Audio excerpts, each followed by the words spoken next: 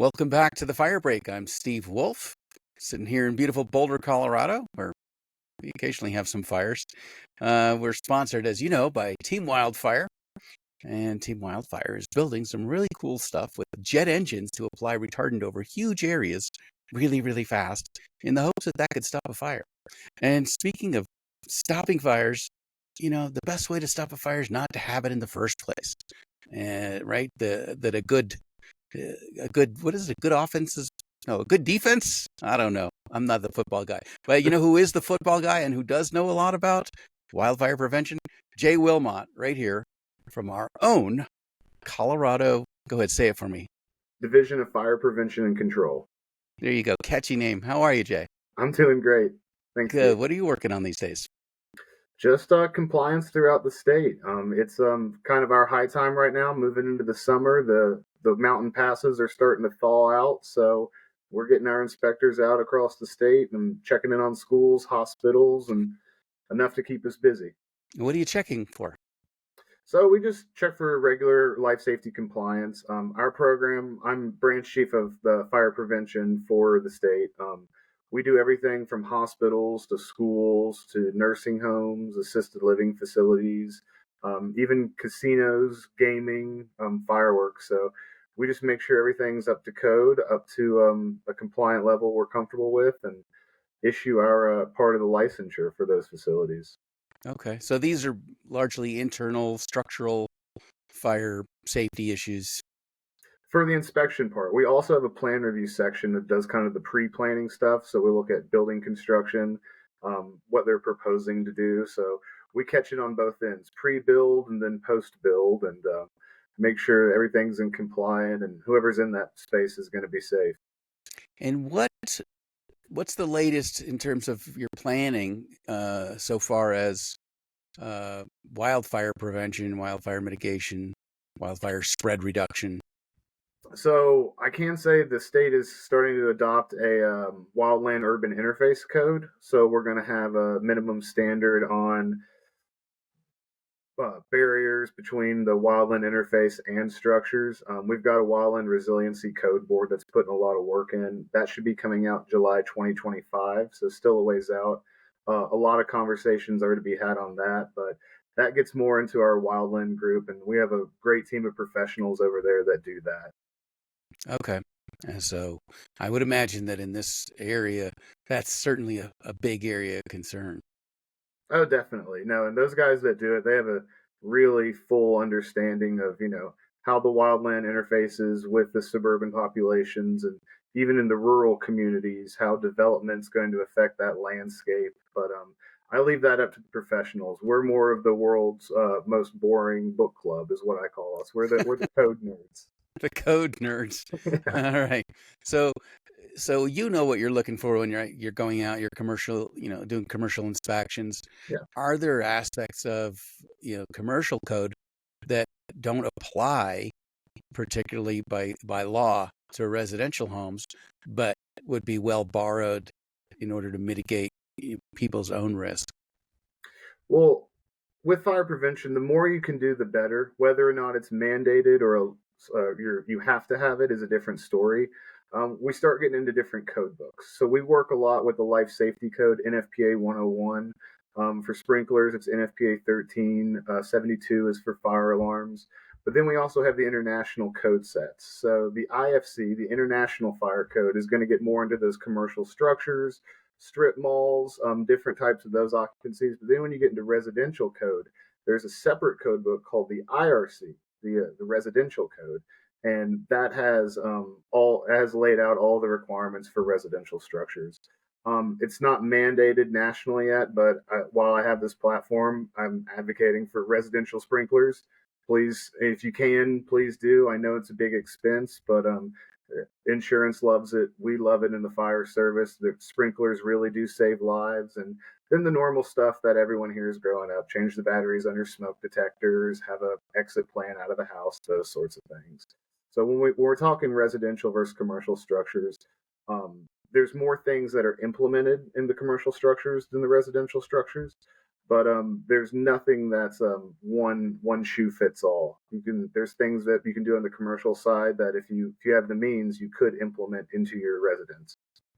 Yeah, and it seems like there really needs to be, more crosstalk between what the WUI folks are working on and what the structural folks are working on, because you say, make sure you have a way out of your house. Okay, well, I get out of my house, but then I can't get out of my neighborhood.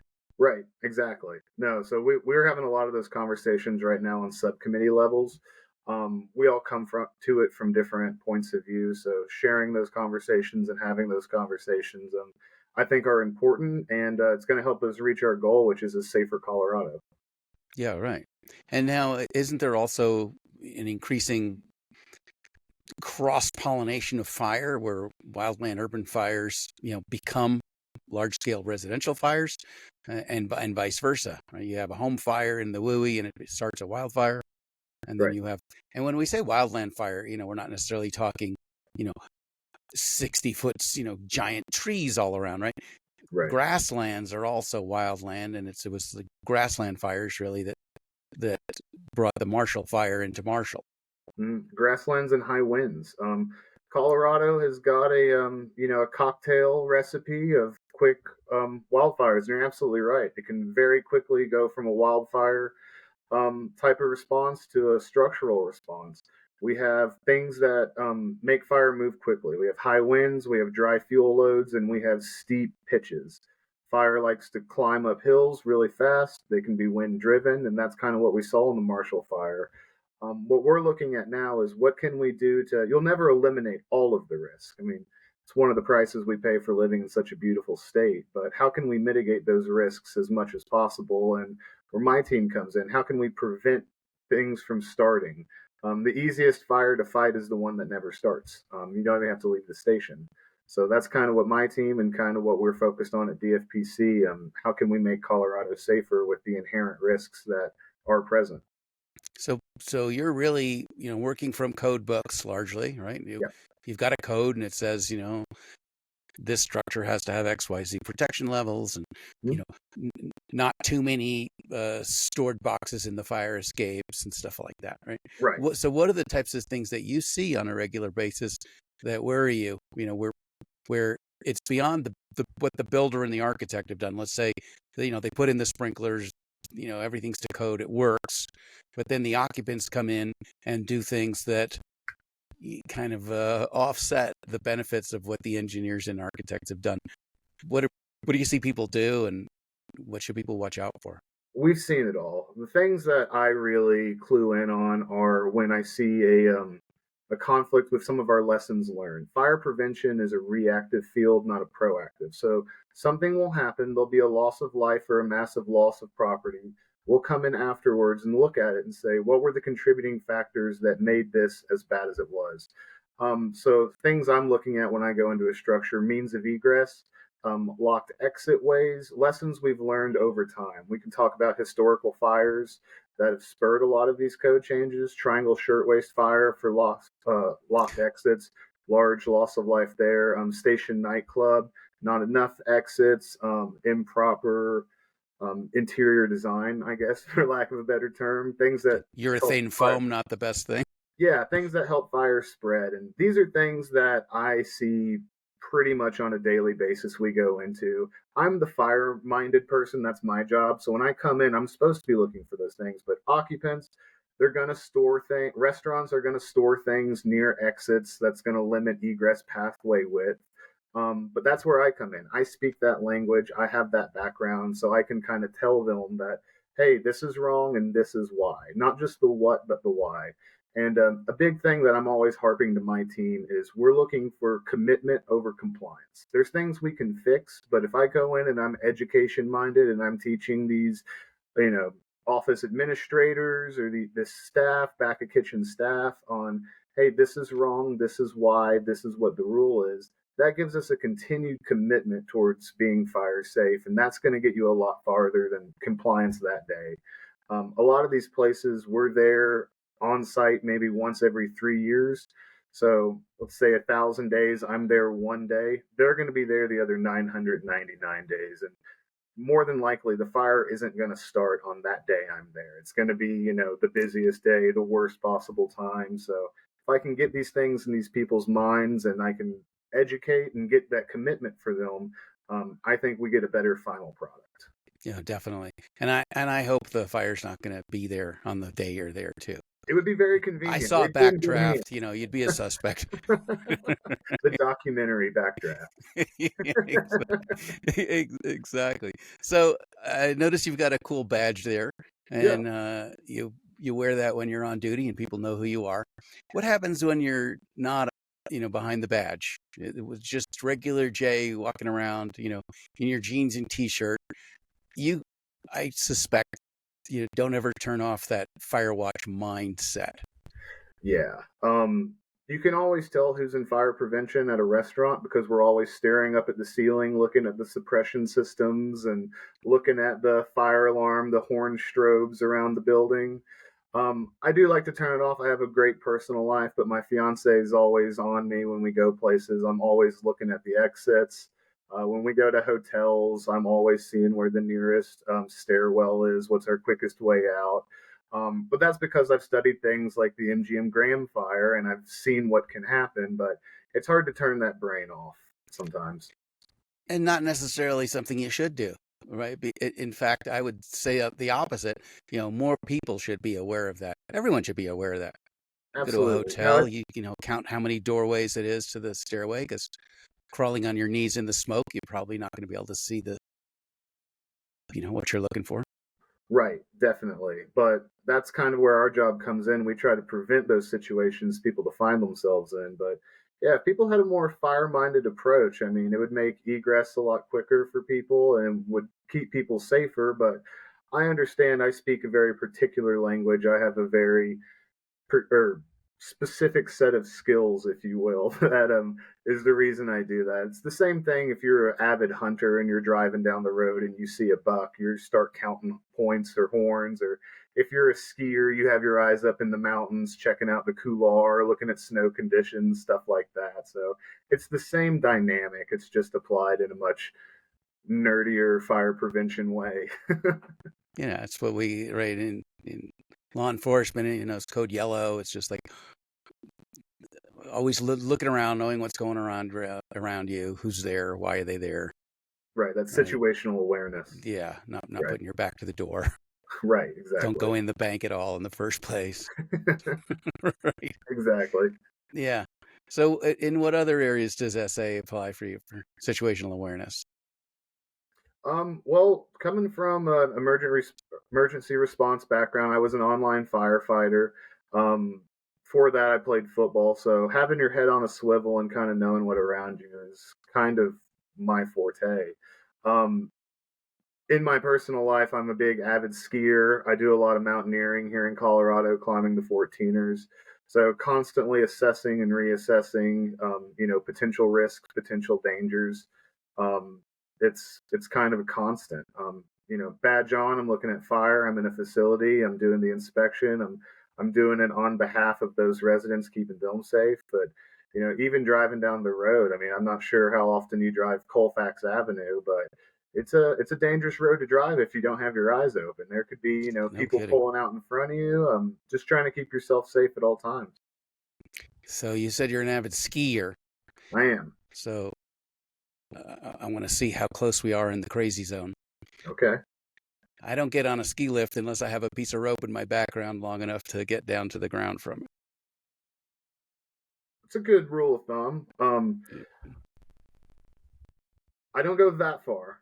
We ski a lot of the crazy stuff, inbounds at least. If I'm skiing backcountry, of course, I've got the shovel, beacon, probe, the whole backcountry setup. Let people know where you are, just common practice things. But now inbounds, I know a lot of the ski patrollers, especially on the I-70 corridor. I know they do a good job of avalanche mitigation with their explosives and stuff like that, and I also rock climb, so if worst came to worst, I could rappel down, but I don't bring my own rope. I keep other stuff in my backpack that takes up a lot of room. Yeah, okay. That's good. Yeah, you got to deal with bears too, right? Exactly. Especially Yeah. if you're dealing with backcountry stuff. Definitely. So you referenced the MGM fire, you referenced the nightclub fire, and these are going back pretty far. Yeah. Now, as a result of the lessons we learned from those things, you know, changes have been made to code. Hmm. What are some of the more recent events that have impacted code, and how long does it take for something to go from incident to new best practice? It can take a while. I know codes are constantly developing. They're very dynamic. They're in a constant state. Like I said, the field is reactive instead of proactive, but the emerging threats in the world of fire are moving at such a pace that we really need to try to keep up. So a lot of the conversations that are happening now are dealing with things we're starting to see. Lithium ion battery fires, drier climate. We talked a little bit about the wildland interface. Fires are getting bigger faster. New building materials on couches. I remember in the 90s, foam was a big thing. It burned a lot hotter. It burned a lot more intensely. It really limited the amount of time you had to get out of your house. These are things we're always trying to stay on the cutting edge on. But what really spurs code, unfortunately, is when we do have an event of loss of life or massive loss of property, where we can go in, we have hard data of this is what happened, this is what contributed to it, and then the code councils can have the conversations. Okay, what can we do to prevent that from happening again? That's where we start getting things like occupant load, how many people are allowed in a certain space at a certain time. A lot of that's pushed by Historical Fire Station Nightclub, Coconut Grove, things like that. Um, Our Lady of Angels Fire, just so many different lessons learned that spurred so many codes. And while we still have those lessons from the past, looking forward to the future, how are these new emerging threats going to kind of guide the code development? And what does the future look like? The easiest fire to fight is the one that never starts, but how can we go ahead and get in front of that before it happens and before something happens? Yeah, so we might, if EV fires turn out to be a thing, So they're definitely a which they're thing. definitely a thing, right? Yeah. But in terms of whether they're spontaneous or impact related is where I was going with that. Right. Might we see more of a leaning towards a detached garage versus the garage right underneath your house that, Absolutely. as you said, the fire climbs, right? Yeah, fire breaks. These are all approaches, but how can we prevent it? The one that gets a lot of attention with lithium fires is car fires. The Teslas that burn, and then they put them in a dunk tank for a week and pull them out, and they reignite. Very difficult fires to fight, but those are only about 20% of the actual lithium fires. What we really see, and a lot of this data comes from FDNY, is the e-scooters, the Yeah. e-bikes. People will go out about town on their scooters, come home, and take them up 30 stories to their apartment and plug them in overnight and overload them and have a combustible event where thermal runaway, chemical propagation. These fires burn a lot hotter than anything we've ever seen. So that time to get out can be narrowed even more. So what can we put on that fire to put it out or suppress it or at least control it? Um, is a big question right now in the fire service, especially in fire prevention.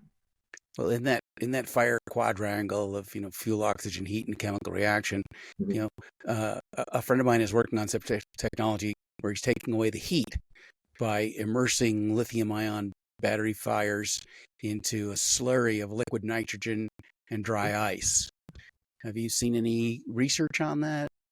Not the dunking in a slurry. I have seen what's called an encompassing agent. It comes to us from Europe.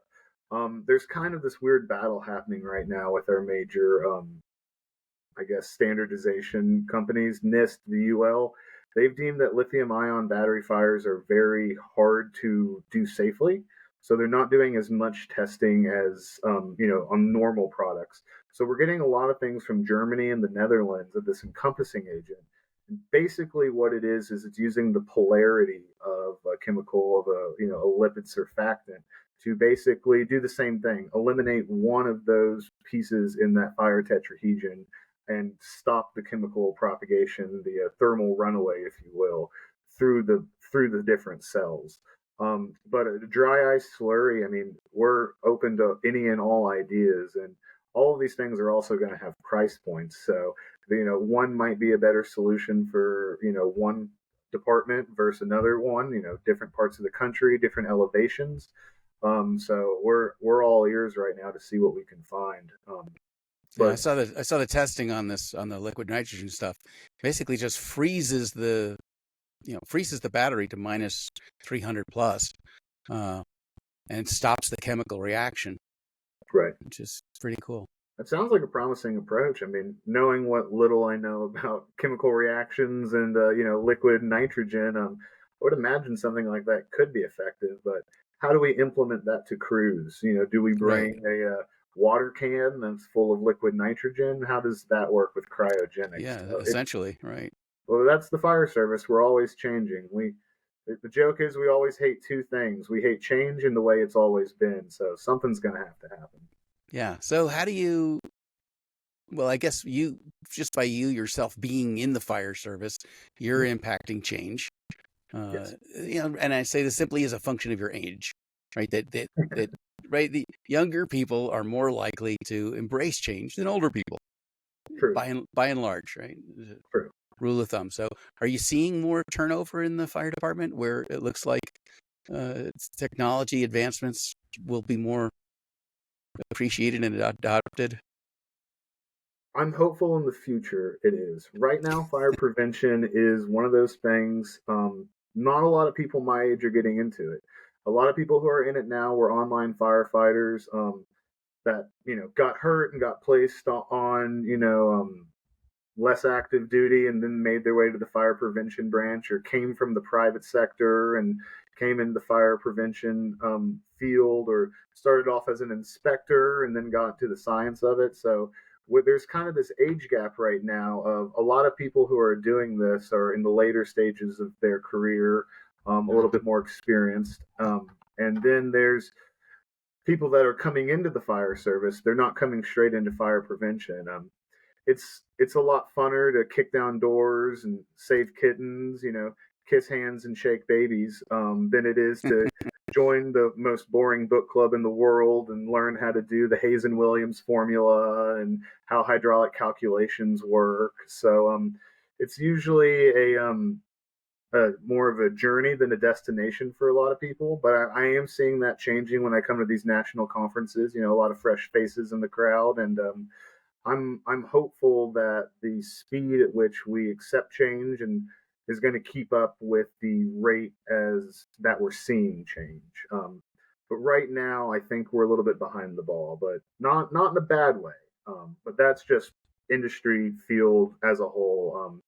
As far as Colorado specific, I think we do a really good job handling our programs and doing the work that's expected from us. But we always have our ear to the profession, seeing what's changing, reading articles in Fire Engineering Magazine, what's the latest and greatest, and how does this affect us?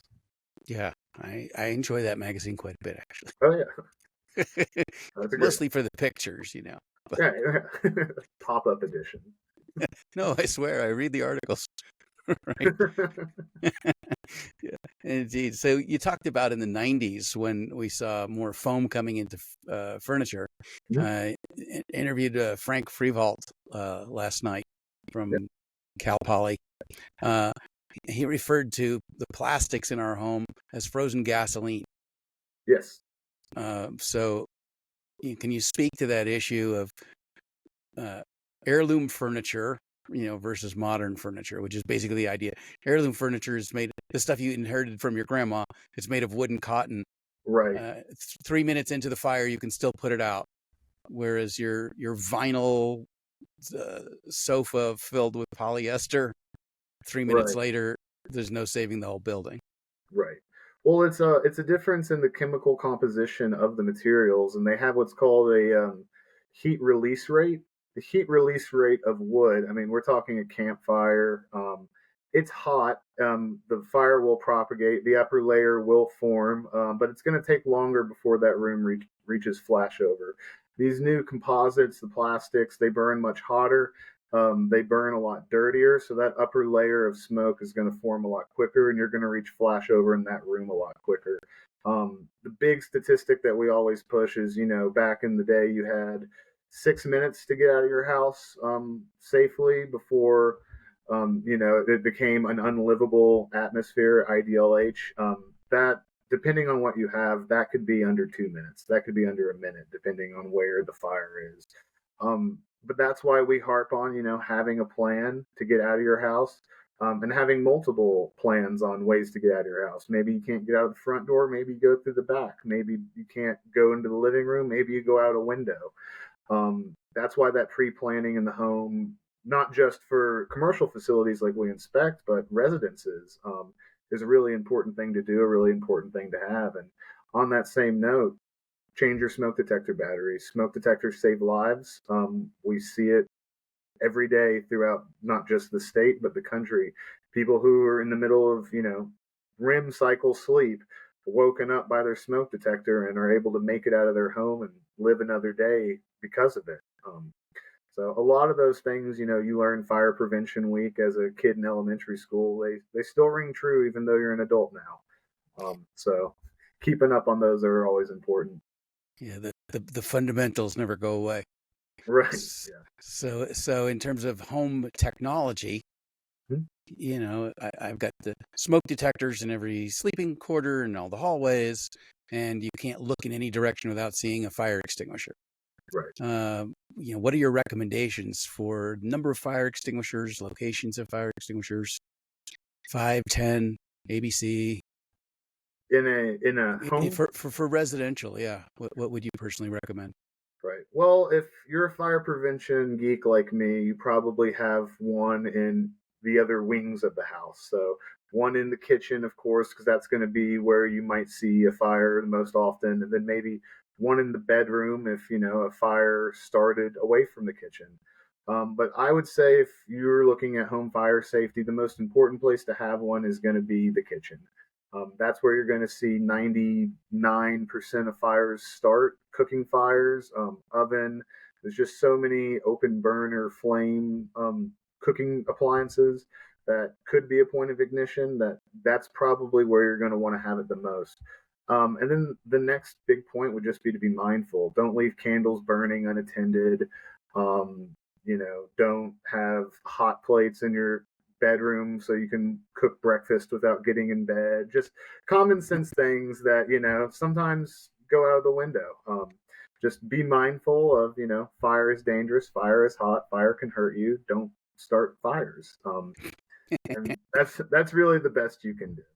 Yeah, well, you said common sense, and I suspect that on the other side of the aisle, in the investigation side, you see endless opportunities to see lack of common sense. Oh yeah, I definitely have heard some good stories. Our division, our section, Fire Life Safety, has recently gone through a good expansion. So all fire investigations to the state used to be handled by one person and a dog, and now we've expanded that team out to Eastern Slope and a Western Slope team full of unit chiefs and inspectors, and Branch Chief Todd Hedgeland has come on, and some of the things I hear they're working on, they've really got their work cut out for them. But it's good job security for them, I guess, in the short term. But I don't envy those guys' schedule, getting up at 2 a.m. and driving out to fires. So hats off to those guys and that team for what they do. Right. Yeah. But supposedly much of what you do in the future will be based on what they learned in the present.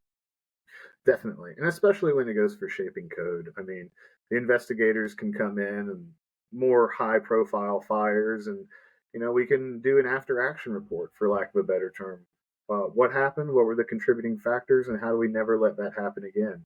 One of the big wins, I think, for fire prevention as a whole has come from the fact that we haven't had a loss of life in a school fire since, I believe, 1959. I would need to talk to my school unit chief. He loves that fact, but that's not because schools are getting safer, which they are, but it's because we're mandating more requirements on how to keep them safe. And when a kid goes to school, last thing they need to be worrying about is the school burning down. They've got, math tests and spelling tests they need to have on their minds. So that's a big win for, I think, fire prevention as a whole, and really a proof of what we do has value and is important. Yeah. And that 1959 figure, that's national or Colorado? National. Yeah, I National. believe it was, I want to say Our Lady of Angels. I'm not 100%. All my historical fires kind of blur together. I went to school and we had fire or historical fire classes, and it's all just kind of blurred together. But that's where we learn all of our lessons, and that's something we can point at and say, hey, that happened. We did this. Hasn't happened since. Pretty good. And fire prevention is one of those things. It's hard to point at and say we saved that, because Right. it you don't get a lot of attention for stuff not burning down. It's when it burns down that it gets a lot of attention. So we, I always make the joke with my fiance when we come over I-70 back into Denver. I say, look at all this stuff that's not on fire. Success, right? Success, we're doing it.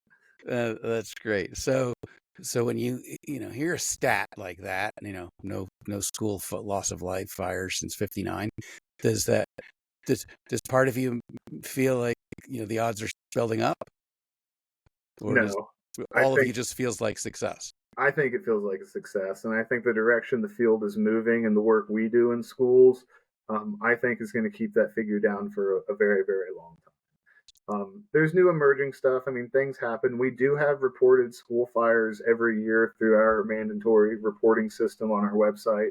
So fires are still happening. They're just not getting out of control. They're being mitigated. They're being controlled. They're being put out before they get out of hand.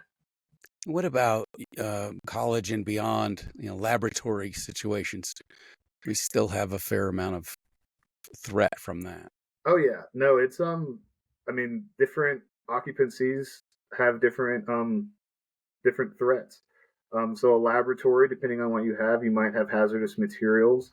But that's why we have NFPA 714, which mandates the signage that goes on, so we know what's there. That's why we have requirements as far as storage and use and ventilation and fume hoods. All of that kind of stuff is looked at in the code, and there's set up systems in place to not, you can't ever really eliminate all of the risk, but mitigate them down to a level that we're comfortable operating. But that only works if people follow those rules, and those rules only work if people know those rules. So that's why we do inspections. That's why we educate. That's why we're out there every day in these places, talking to the people that work there every day. What are your education outreach tools? So we have our own branch that does professional development and community risk reduction. That is a wonderful team. They go around pretty much on tour. There are rock stars and go to different fire departments or go to different communities and give out literature, teach people, have conversations about what are the specific risks to your community. What are you worried about? What can we talk through? Um, Beyond that, we have outreach events every year. Fire Prevention Week in October is a big one. We like to do them in the schools, colleges, because that's kind of the point in life where you go from living with mom and dad to living in an apartment with 13 roommates, and that can be dangerous and scary. So educating those people on how to stay safe, and then just kind of the on ground work where we do every day, where we're doing inspections. If I'm coming into a construction inspection, we're doing a underground fire line that's going to interconnect with a suppression system. I can talk to those guys who are digging that line and doing that work, and these are my requirements. These are why they're our requirements. I look at thrust blocks for changes in direction. Here's why that matters. Here's what that's for. Or if we're doing a rough inspection on sprinklers and I find a head that's obstructed by a furnishing or something, I can explain, how the conical pattern of how the sprinkler is designed to work and why having that dresser there or whatever that would block the flow of that sprinkler head, why that's a risk and what that could be creating. Because most of the time, it's just they just don't know. We speak a different language, so we always chalk it up to a misunderstanding and don't assume malice intent. So if I can, my favorite is school inspections because we'll walk the school with an assistant principal and I can go through some of the basics of what I'm looking for and what I'm seeing. And by the end of the inspection, I have a new inspector. They're Exactly. rushing around, they're showing me things they found, and they're asking questions, and that's really what I want. That's commitment. Um, I can go into any building and find a technical code violation.